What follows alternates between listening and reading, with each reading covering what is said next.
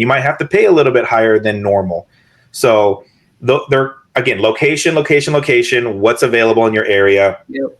What are your metrics? Like, what size property is it? Are they even going to entertain it?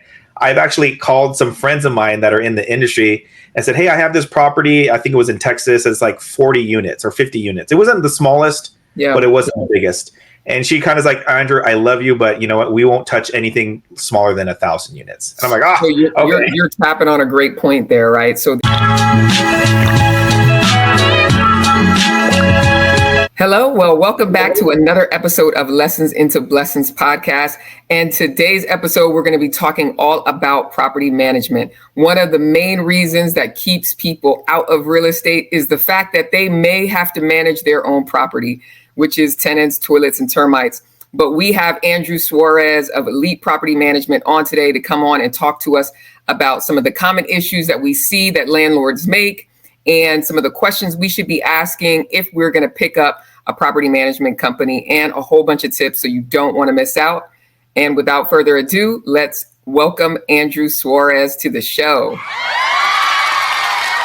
Hello. How's it going? Hey, what's going on?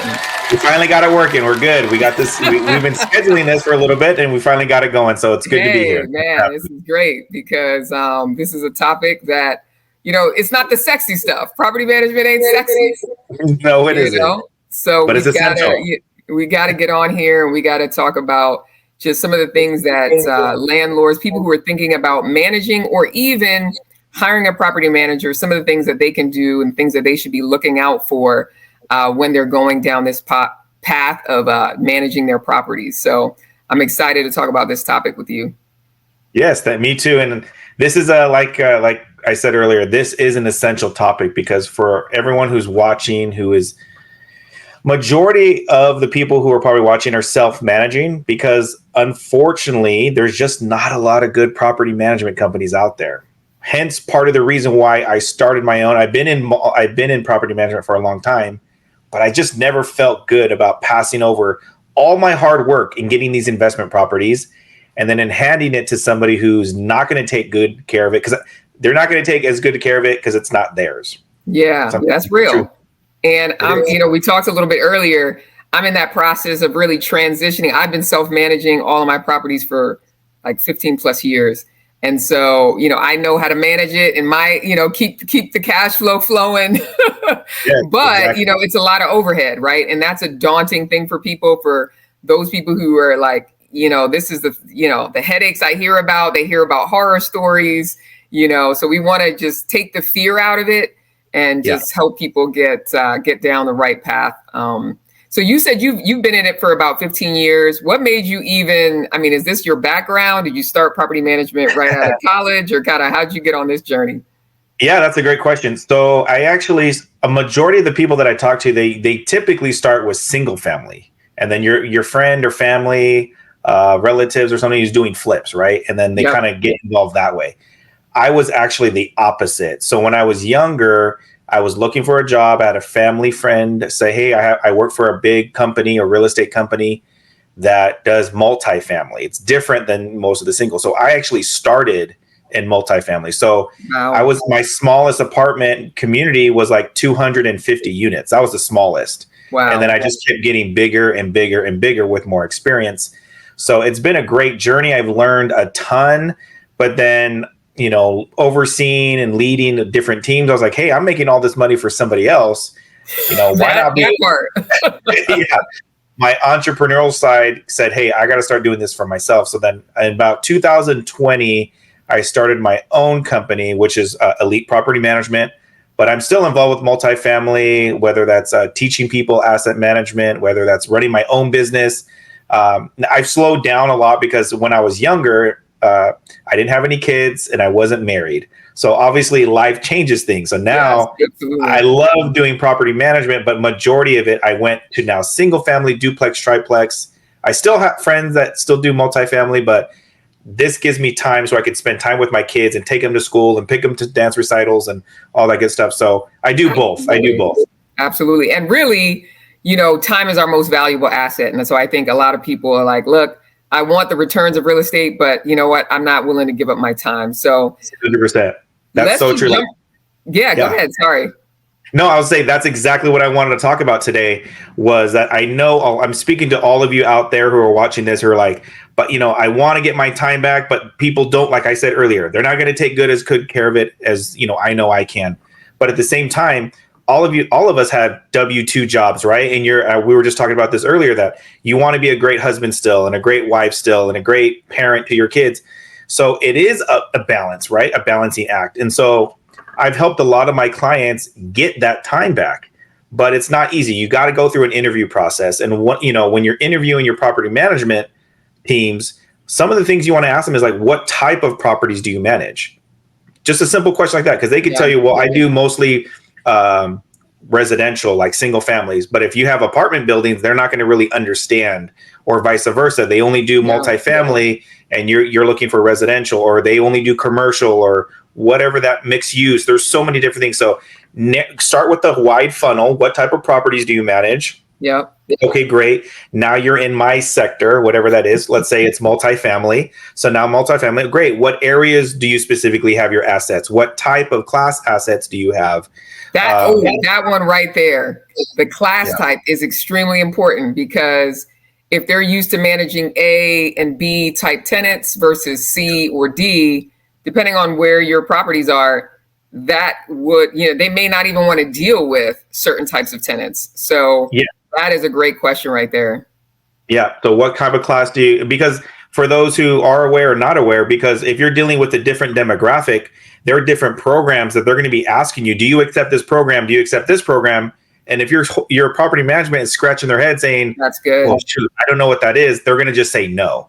And you're going to leave money on the table, and there's vacancy loss, right? So if they say, oh yeah, I'm very familiar with XYZ program. Okay, great. Now you're going down the funnel. And again, you're going to have to keep going, ask a lot of questions. And, some of the questions, again, what type of properties do you manage? What's the class that you manage? How many units are there? Have you done if your property is a little bit older and it needs renovations, or what we call in the industry CapEx projects or value add projects, are you familiar with that? And if you could hear them kind of struggling to get through, they're probably not going to be your best bet. So you want to just keep moving forward. It's like online dating. Are you swiping left? Or are you swiping right? Keep swiping left until you find that right one. And then ultimately say, okay, I feel like we have a good understanding. And then hopefully they should be the smartest one at the table. Yeah. Hopefully they're the one teaching you. Like, I love helping my owners educate them, investors educate them. Like, hey, did you know we could do this?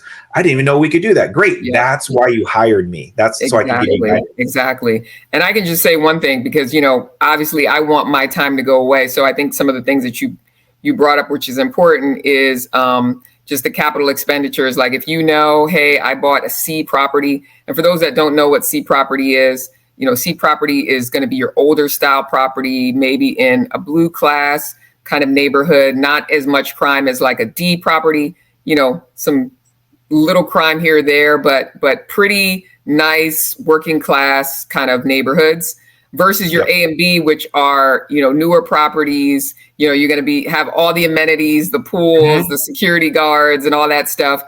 So they're nicer properties, different neighborhoods, and different clientele that may be coming into those properties. And so if you picked up a property that's older, that's going to need a lot of maintenance, you want to make sure that those companies have that type of, they have that deep bench of folks in there, because you're going to be getting the call, and it may be you that have to pick up some of that lift work. Yeah, I definitely have to wear many hats in property management. There's so many different roles, and I don't like to treat them different by any means. I'm not treating anybody different, because we're all human beings and we should be treated equally.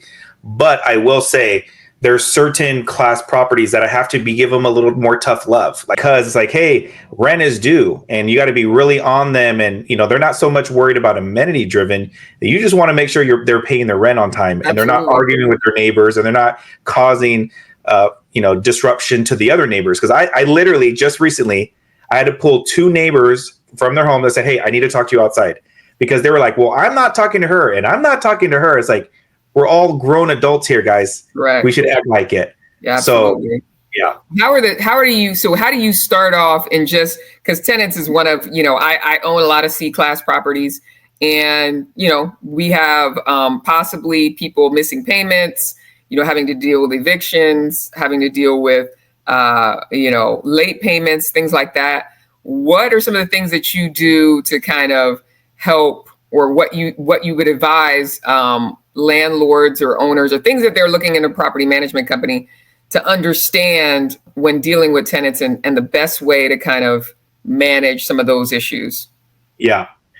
So I call it resident relations, and it really starts from day one, like day one, from when you first meet them. So when I meet I do showings, or I have my team do showings, we let them know from even before they apply. We let them know, hey, just want to let you know, we have a responsibility to you. And we start off with the positive, like we want to make sure you have a great place to live. It's well taken care of, and we communicate when you ask for things, and we follow up. Right. Mm-hmm. So now I'm kind of offering that olive branch in the beginning. Yeah. But then I'm very quick to say, in return, your responsibility to me is to pay your rent on time, be a good neighbor, and be a law-abiding citizen. Yeah. If we can have that, we're going to be a great team. Absolutely. If you don't think that's something you can meet to the standard, then you know what? It might not be a good fit. And then I also let them know, like, hey, just to let you know, we actually do semi-annual preventative maintenance inspections. And they're like, what is that? I don't know what that means. I'm like, well, we come in during the summer and we come in during the winter. We want to make sure everything's working good. If there's any leaks or anything. I was just at a property yesterday. There was a leak. So they know I'm coming in. They know I'm going to do that. If you're an absent landlord and you're just worried about just send me the money, show me the money, but you don't follow up with them, you're not communicating with them, you're not checking in with them, they're going to think, oh God, this person's gone. Like, Andrew's never here. I can do whatever I want. That part. Not so fast. I'm telling them, like, I'm going to come in. I'm just letting you know I'm going to come in. I have the right to come in with my lease, but I'm going to let you know. So now they already know not to mess around and put holes in walls and break windows and glass or anything like that, because they already know the new sheriff's in town and I'm going to take care of things. Yeah. So that's how I try to get ahead of it, by, again, starting the relationship, the one we start in the application process, knowing that even when they do live with me, I'm still going to check in with them and make sure everything's working well. I make it positive for them. It's not like I'm always just checking in on them and like, I'm not being nosy, but I'm just making sure everything's running well. And then when it comes to rent, I do invest in my business, and we have software that text messages them, emails them. Don't forget, rent's due, rent's coming up. And then path of least resistance.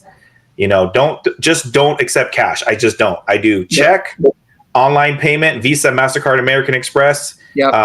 I give them options so that there's no reason like, oh, I'm short. Okay, well, we take Visa, MasterCard, American Express. I pay the fee for it. Let's go. There's no excuse. Yeah. So path of least resistance for sure. No, that's good. That's good. And depending on the class of tenant too, whether class A all the way to class D, you may need different options, right? And so I think sometimes, landlords, obviously we've evolved since the days of just going door to door, picking up rent checks, right? Oh my God for that, right? We've got all these different options, and even options where they could do a Western Union and things like that to do cashier's checks and things like that to implement. I've done Section 8. I've done housing. So I've done voucher programs. But again, it's the communication that we have and knowing that, like, hey, Andrew's going to he's firm, but he's fair, and like he helps me out and takes care of everything else. So I don't want to let him down. Yeah. So my obligation is to pay rent on time. So I'm going to do that. Yeah. And I love that, because I feel like same with, even with the tenants that I have, it is a rub between being fair, but being firm, on what you set out. Hey, here's the standard. You're late after this time. I may give you one grace period. After that, you have no more grace periods, right? By this time, this is our procedures. These are our processes. We'll do everything within our power to help you get and meet what you need to get. But I definitely believe, being fair and firm is extremely important. And that's a big mistake that a lot of landlords who are watching this, you've probably said, I let my friend or family member move in, right? You're trying to be nice. And then the problem with that, though, is now that friend or family knows you, they know your auntie, they know your mom, they know your cousin, and they're like, hey, I'm a little late on the rent. And it becomes habitual, like just constantly late. And you're not treating this as a business. because then now they're late all the time. They know they can get away with it. So it just continuously gets worse.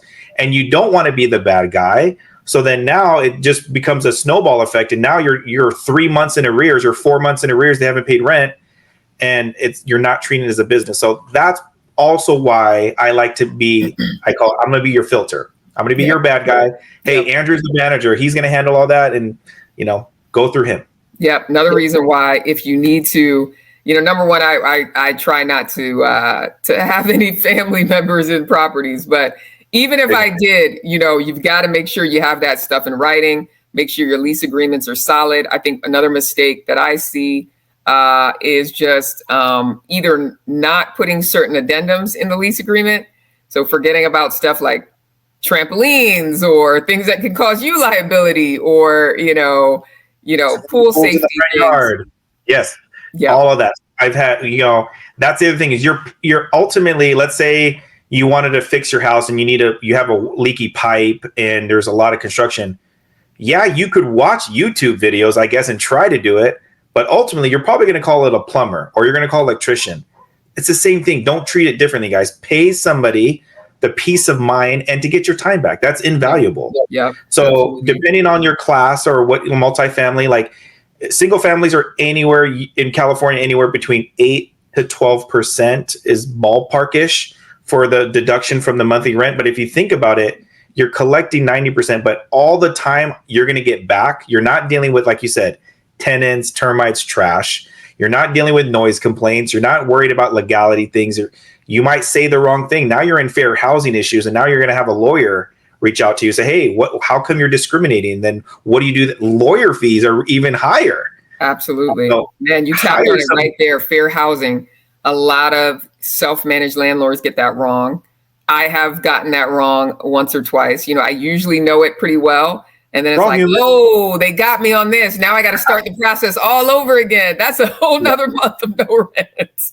Yes. So true. Definitely make sure, yep. So yeah, definitely all reasons to, and make sure the things that your property management company knows. So that's really important. Also, depending on the type of loan you have, there may be certain different restrictions on when you can evict and kind of the laws that you can put in place. So California is the worst. We have so many rent control laws, so many security deposit laws. It's very difficult. So, depending on your state, your ordinance, there's certain rent cap restrictions. There's certain month security deposit restrictions, the furnished or unfurnished, there's deposit requirements. And then if you have a pet, is it a emotional support animal pet? Is it a service animal? There's so many of these things that are floating out there. And again, you're trying to be the best mom or dad. You're trying to be the best husband or wife. There's so many things that you really need to focus on. Don't try to do it yourself unless you ultimately have the time to do it. If you're willing to put in the time and be a professional in real estate, great. But for the most part, if you're not, it's better just to hand it to somebody and put that into your business plan. Again, that make this a business and say, okay, do all your calculations, right? Principal, interest, taxes, insurance, maintenance fees, and then throw in management. If it makes sense and you're doing your underwriting, then it's a good investment property. Yeah. But if it doesn't make money, you're not getting your cash flow or you're not getting your equity increase, then maybe that's not the right property. Maybe you should be looking into something else. Yeah, that's good. That's good. Especially if you know up front that you don't want to do that work. It's like, don't put the unnecessary burden on your shoulders, for sure. It is. I've helped a lot of clients who are in the master's program. They're becoming their professional careers are going great. You're not going to give it the attention that it needs. So then it just becomes a snowball effect in the negative way. Issue after issue after issue. And it's just, then you have a bad taste in your mouth and you're not going to want to do it. So you tapped on something, which is doing the analysis up front. I always talk about buying right? So making sure you're not in a negative cash flow position. So if property management makes sense and it doesn't put you in a negative cash flow position, then, consider it, put it in there. If not, you don't want to manage it, then you're right. Maybe you look at a property that has more cash flow that you can implement that into. Now, I know we the difference between small and large property management companies. If somebody was saying, hey, I want to get my time back, hand this over. Small versus large, what's the pros and cons? Because you have some big outfits that have, certain number of units under management, whether it be residential or commercial in the multifamily space. What are some of the things that landlords should consider when going with a small or a large property management company? Right. So not all property management companies are created equal. They're not. Definitely So not. like, if somebody right now said, hey, Andrew, would you be interested in taking my 5,000 unit property? I would respectfully say no, because I know internally, as Gary Vee says, I reverse engineered myself. That's not what I'm doing right now. Yeah. Previously, years ago, yes, I could say, hey, me and my team could do that. But now, like, I'm good in my boutique space, like single families, duplex, triplex. So the difference is, does that team have the bandwidth to take on a large multifamily? Sometimes they don't. Like, what does your staffing look like? Are you able to take this on? On the opposite side, I've even had this when I'm doing some deals in different states. If you're kind of off in the sticks and you're kind of like way out there, you might not have a big name property. The big boys or big girls are like, hey, we don't really go that area. It's not in their interest to go over there. So now you might need to find a smaller mom and pop property who is willing to do that. You might have to pay a little bit higher than normal. So they're, again, location, what's available in your area. Yep. What are your metrics? Like, what size property is it? Are they even going to entertain it? I've actually called some friends of mine that are in the industry and said, hey, I have this property. I think it was in Texas. It's like 40 units or 50 units. It wasn't the smallest, but it wasn't the biggest.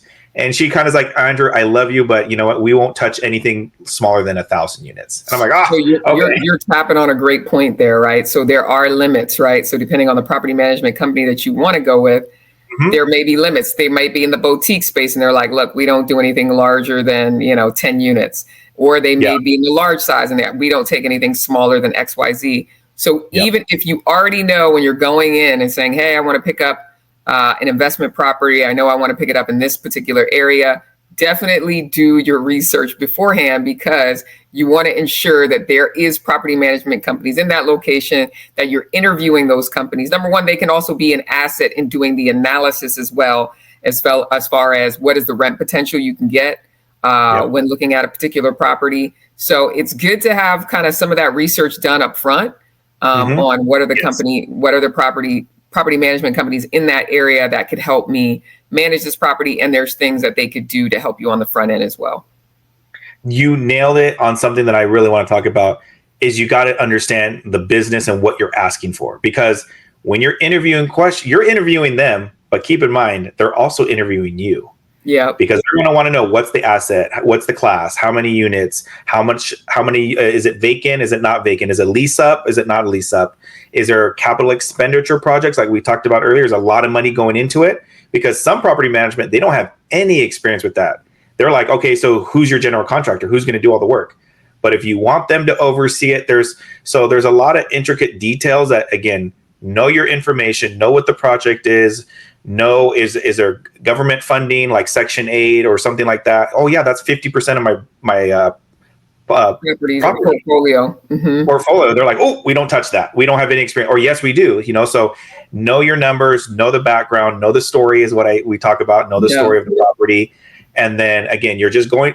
The visual I can give you is you're going down the funnel and you're just trying to narrow it down to the best possible. And you may not get like 100% of what they can do, but if they can get majority of it, and if it makes sense, then that's when we get into asset management, which is a whole nother conversation. Yeah. No, absolutely. And tapping on that a little bit is, so your property management company now takes over. You found kind of the great property management relationship. Okay. It's like a couple. You find your couple. You find your couple. So I will never say set it and forget it. That's the hope, right? But this is what I've learned is that when you're dealing with a property management company, no matter how great they are, like if they're super great, then you can rest a little bit. And especially if they're doing their due diligence on getting you the right tenants up front, right? So the better the screening process and the upfront process, to me, I feel like the easier it can be down the road. But is also understanding what are the metrics that you're looking for, right? What are the key performance indicators? What are the financials, so that, I mean, this is stuff that owners should be keeping record of. And you talked a little bit about asset management, but what for, the smaller property owner, I feel like I look at different things, but for the small owner who's kind of in the small multifamily and the single family, what are some of the metrics that they should be kind of looking out for and making sure they're keeping track of on a periodic basis? Yeah. So some things that have come up. Okay, so I wear different hats because I am a property manager, but I also am an investor who has my own property. Absolutely. So I'm going to put my own property hat on because I'm an investor, right? Yep. So before I would just relinquish everything. Obviously, I self-manage now. It makes sense, but I would say you got to know what are some metrics? That's the perfect question. What are some metrics that your property management company keeps track of, so that way things are going well at the property? I keep it very simple because I don't want to lead them to the answer. Like if you're telling them what you're looking for, then they're just going to regurgitate what you it. Correct. Yep. So if they see things like, we continuously track our occupancy. That means ultimately heads and beds. What is the occupancy at their single family or multifamily?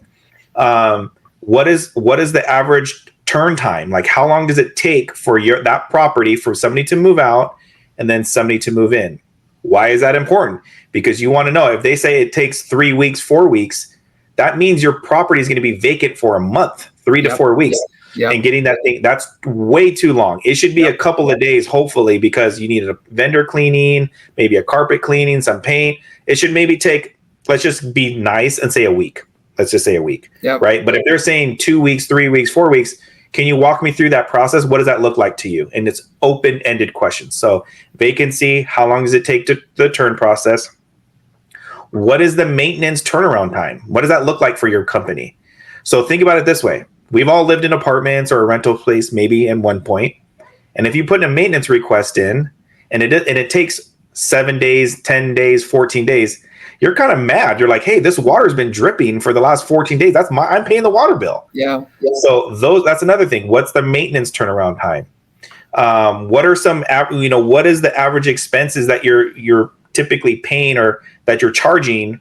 That's another thing. What are you charging for maintenance? That's a whole nother ball game. Yeah, that's a whole nother area for sure. It's another area because you have your management fee, but then there's also probably other fees that they may ticky tack on. Like, oh, well, if I come out to your house, that's another blah, blah, blah fee. And if I print out a copy of a lease for you, that's another blah, blah, blah fee that owner pays. And if it's a new lease, that's another fee. So there's certain questions that you need to ask. So metrics wise, occupancy, what's the turn time? How long does it take to get the maintenance? Just knowing your fees. What are some fees that I need to know about that are maybe are not clearly on your contract? That's more on the single family side. And that's good, right? Because that affects cash flow, right? So it's top line and bottom line, right? Is, just about the rents and how that's coming in. You don't want vacancy and you don't want non-payment. Those are the two biggest hitters. Yeah. And then, you got your expenses that are going to hit you. And if you are not familiar or know the fees up front, you could, be getting owner draws, or, when they're sending you the payment, like, wait a second, but my rent is this. Why is it so low? Yeah. Exactly. Yeah, because for the most part, realistically, guys, if you're investing in a property, you're going to have a mortgage. You probably have a mortgage of some sort. So if your mortgage is this, and then, you're getting this rent, but they're hitting you with so many different fees that now you're upside down. That's what we talked about earlier. That's cash flow. You're negative cash flow. Yep. So you're not going to be able to sustain that for long periods of time. Yep. So the other thing is, even though I explain to my clients, yes, you might be here, but the other thing you have to think about is how much are you putting aside, especially if we're talking about single family, duplex, triplex, fourplex. If you get hit with a major plumbing expense, that's going to eat up months and months and months of your reserves. If you're actually putting reserves, some of you guys, I know Another big mistake right there. Another big mistake.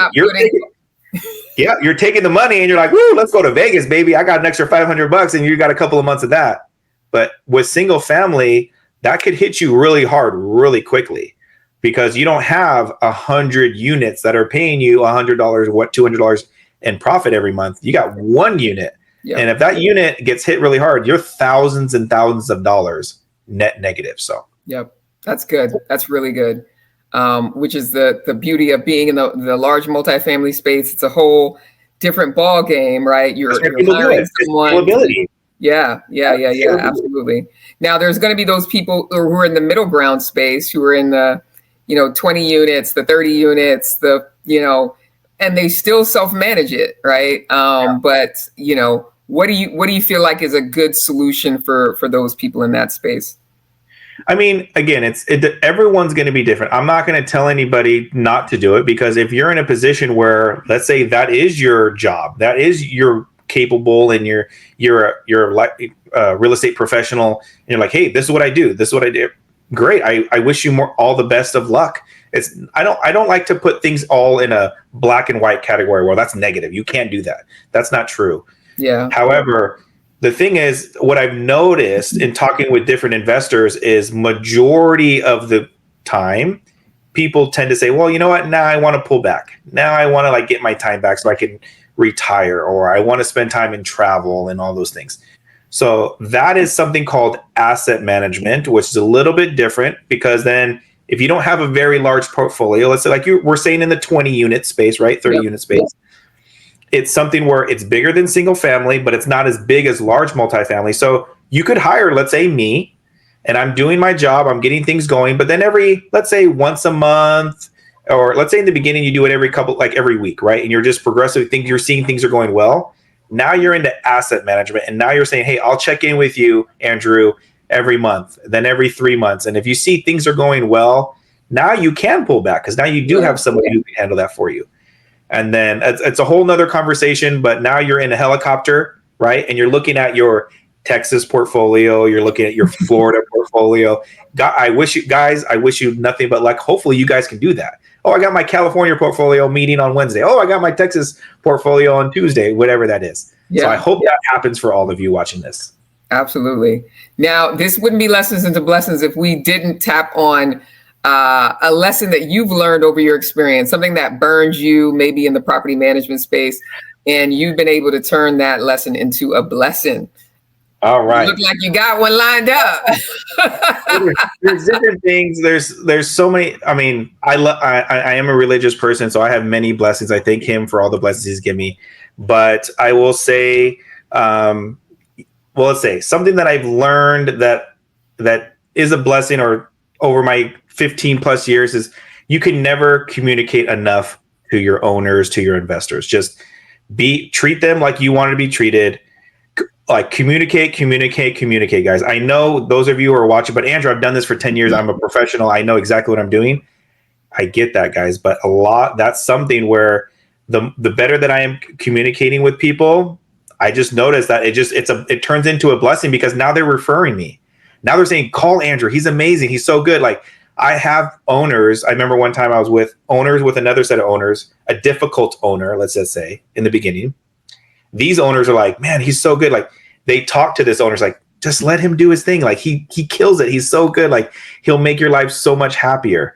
And so that really helped me, because just the communication, the lesson that I learned is you could not communicate enough in most instances, and just keep trying to be proactive. I call it managing up. Yeah. So manage up. Hey, Terry, how's everything going? Just want to let you know I'm working on this, and I got some showings today and everything. Okay, great. Nice. Thank you so much. Awesome. So just communicate. And then once you know that we talked about this before we started recording, once you see a pattern and you see that they're doing really good, try not to over involve yourself sometimes, because then you might be too many chefs in the kitchen, and now you're kind of tripping them up, and you're not helping them. You're actually slowing them down. Yeah. So that's some good feedback. That's good. Well. That's good. Yeah. Stop the need to intervene. Once you see things are rocking smooth. So absolutely. Yeah. Absolutely. Yeah. I remember one time I was moving, and I was like trying to help out the movers, and the guy looks at me. I'm like, I'm getting in your way, huh? He's like, dude, you're in my way. And I'm like, all right, I'm out of here. That part. So no, I completely get that. And I have to shut myself down from doing that as well. But no, those are good nuggets. So let people know how they can get in touch with you. I know you operate a lot in the California area, Arizona. You got some partners in Arizona, but let people know how they can get in touch with you. Well, first of all, thank you so much for watching this, guys. This is so awesome to be on this platform, this podcast. So thank you for doing that. There's a lot of good content here. So please, if you're not doing so already, like, follow, subscribe. This is awesome. So you're in a great space already. If you do want to reach out to me, I am on several different social media platforms. So for my property management business, that's Elite Property Management, hence my shirt. That is EPM. I believe it's _OCLA. And that's Instagram, or you could just go on Facebook, Elite Property Management. And then I also teach people, if you're in a space where you have lots of portfolios and you want to learn asset management, my partner and I, Cindy Harding, we call her the asset manager. That Instagram is Yin Yang Asset Management. And then Awesome. You can Facebook. Yeah, you can find us there. And I would love just to chat with you. Tell me what your experience level is. Tell me what you're working on. If I could help you in any way, I'd love to help you with your journey. That's awesome, man. Thanks, Andrew, again for coming on the show. I'll also leave the information in the description. But until next time, you guys stay blessed.